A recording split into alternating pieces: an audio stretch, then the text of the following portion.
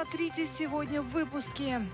ФСБ проводит антитеррористические учения в Крыму.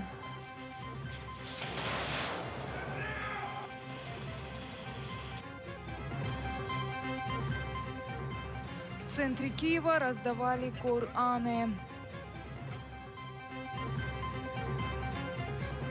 Под Радой прошла выставка ржавых больничных коек. –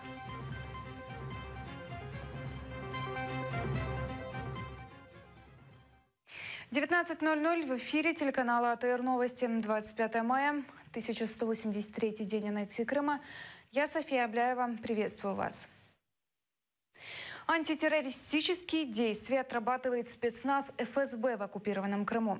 В учениях задействованы 2000 военнослужащих, бронетехника, авиация и флот. Спецназовцы накануне отработали антитеррористические навыки на объектах морской инфраструктуры. Сегодня в учениях приняли участие снайперы. Участие ФСБ в оккупированном Крыму продлятся до 29 мая.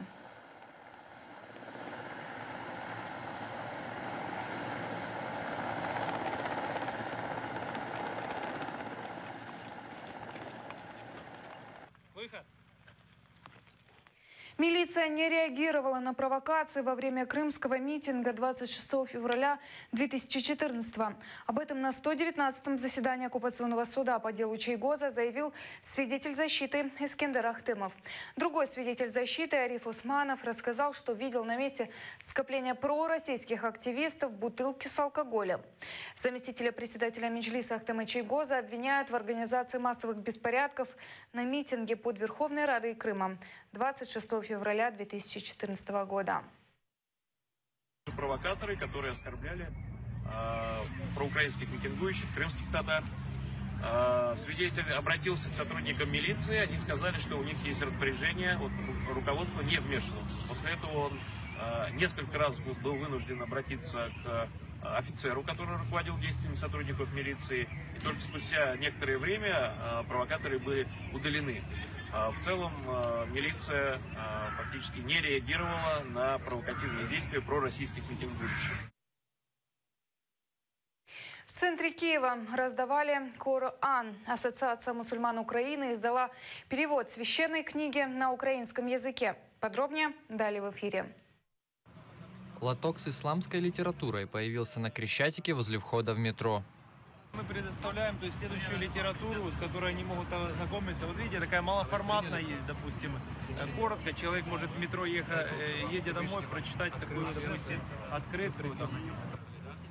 Прохожим Ассоциация мусульман Украины предлагала взять Коран на украинском языке. Донесение, ознакомление украинцев с этим посланием.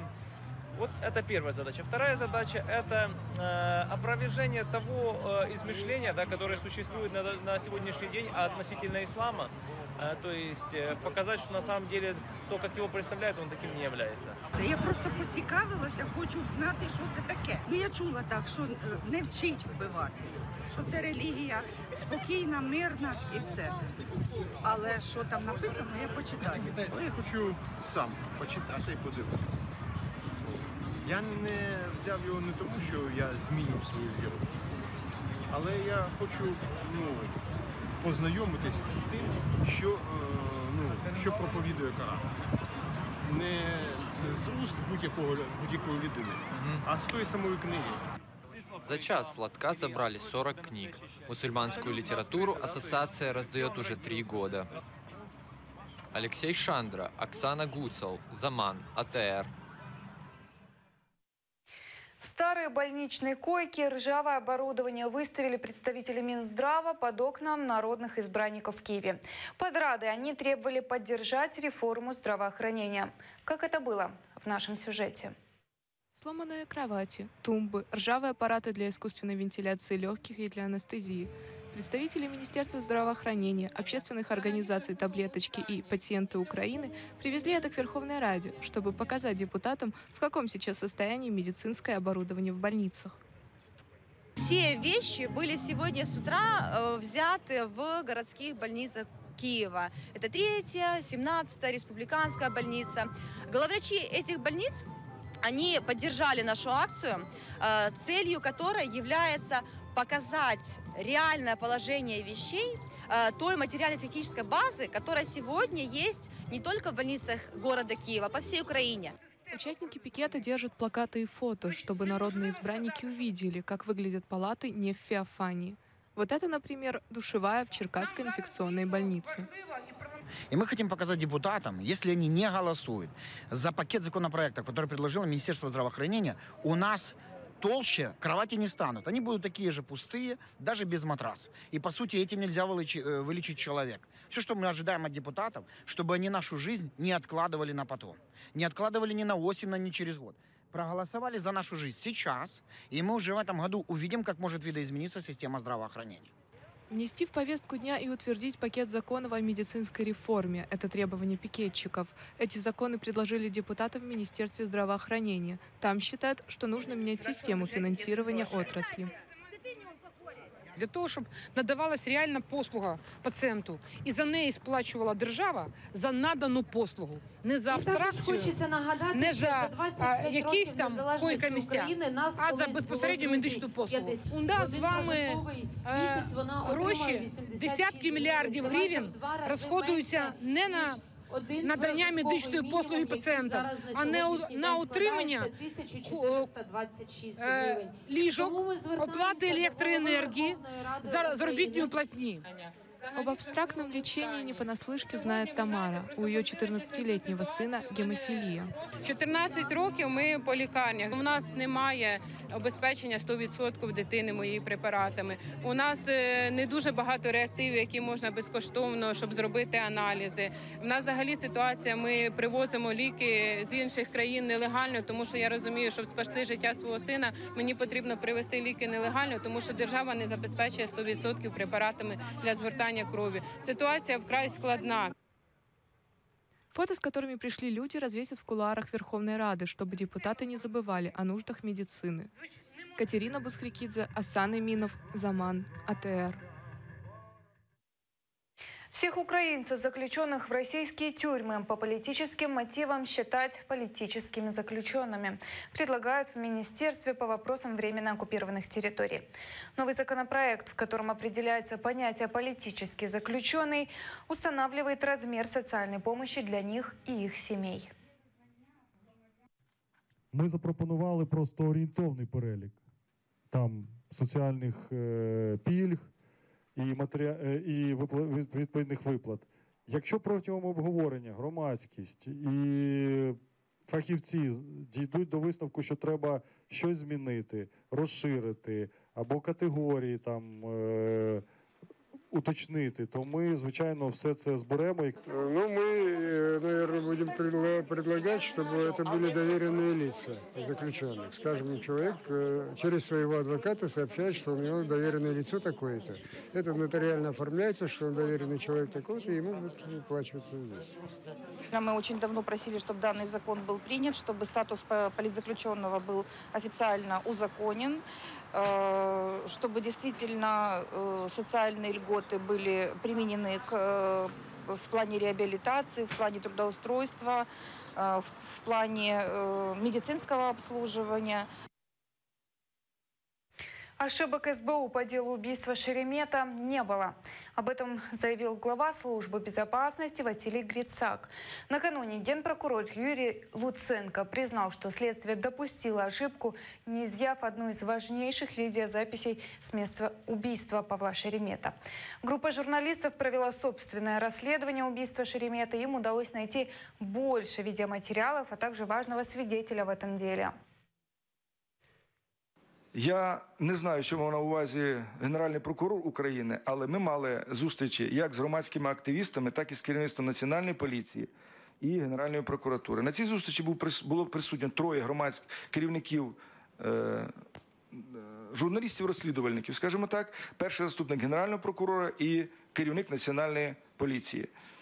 На пряме запитання, що ми зробили не так, чи ми передали хоч один матеріал з якимись спотвореннями, виправленнями, витертий, там, без змісту, там, чи не, що там щось було, якісь сліди роботи Служби безпеки. Князів відповів присутності першого заступника Генерального прокурора і 3 журналістів-розслідувальників. Серед яких була і Севгіль Мусаєва? Ні. Тому про які помилки, які були виявлені, будь ласка, запитайте Генерального прокурора. 20 июля прошлого года журналист Павел Шеремет погиб в центре Киева в результате взрыва автомобиля. 10 месяцев спустя не найдены ни исполнители, ни заказчики. Великобритания скорбит по жертвам теракта в Манчестере. Десятки жителей городка Бури в графстве Большой Манчестер собрались, чтобы почтить память 15-летней Оливии. Девочка во вторник была на концерте стадиона Манчестер. Во время теракта она погибла.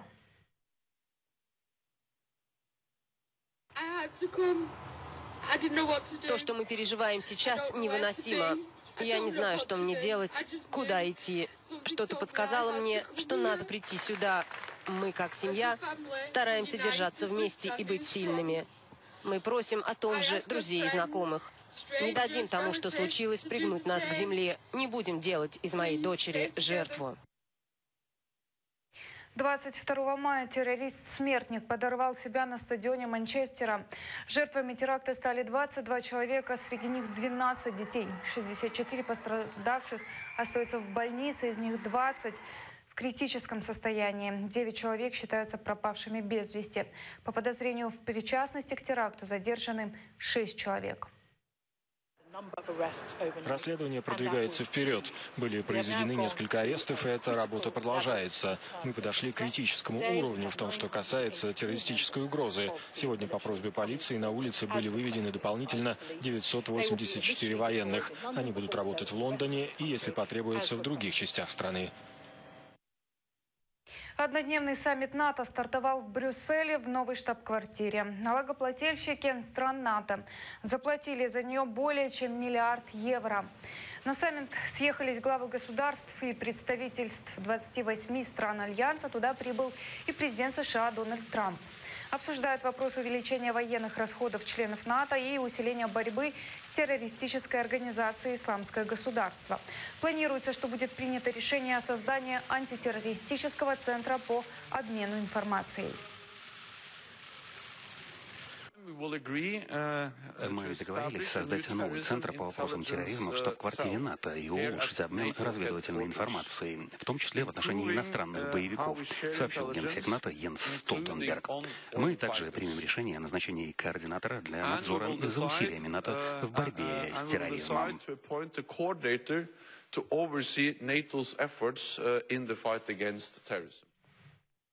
Архивные документы крымских татар до депортации 44-го. Семейные фотографии, сделанные в ссылке, представили в Киеве.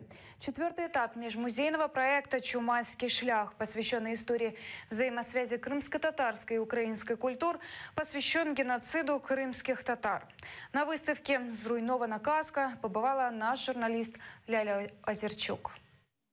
Тамила Ибраим рассказывает, ее бабушку депортировали вместе с 4 детьми, а дедушке-фронтовику дали 3 суток, чтобы покинуть Крым. На тот момент мой дедушка, он был на войне, он прошел войну полностью, начиная с Финской, дошел до Берлина, до самой победы. Тоже был раненый, контуженный, с наградами вернулся в Крым, в Симферополь, где он жил. Ему, естественно, как и многим ветеранам, комендант дал 3 суток на то, чтобы покинуть территорию Крыма. В изгнании родные тамилы продолжали борьбу за возвращение домой. На этой фотографии ее дедушка вместе с другими активистами в 1965 году поехали в Москву. На этой фотографии ветераны Второй мировой войны. Там есть и мужчины, и женщины, которые прошли войну. И вот вместе с Амитханом Султаном, во главе с ним, они приехали в Москву с обращением ЦК о том, что о восстановлении наших прав и восстановлении справедливости. Это подлинные свидетельства о рождении родных тамилы. Вот это выдано в 1940 году. Оно выписано на крымско-татарском языке латинскими буквами. А это свидетельство 1941 года, уже кириллицей.